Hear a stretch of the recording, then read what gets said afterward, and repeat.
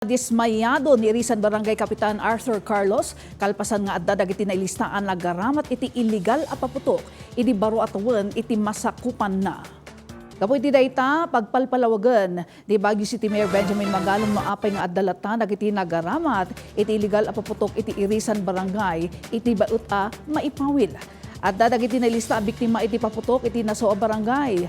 Iti social media account ti Kapitan, impaksana ti panakadismayana gaputa iti baet nga impapatida a barangay officials ti nagrikos. Nagbalakad kadagiti umili sakbay kan gabayatan ti baro atawan adulata dagiti naglabsing.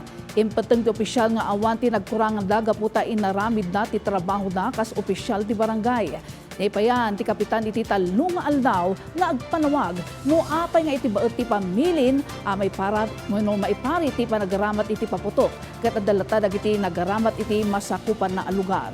Imo na binili ni Baguio City Mayor Benjamin Magalong dagiti barangay official nga agtignay ken agwanawan tapno maliklikan ti panagaramat iti ilegal a paputok iti masakupan da lugar sakbay ti Paskwa ken baro atawan.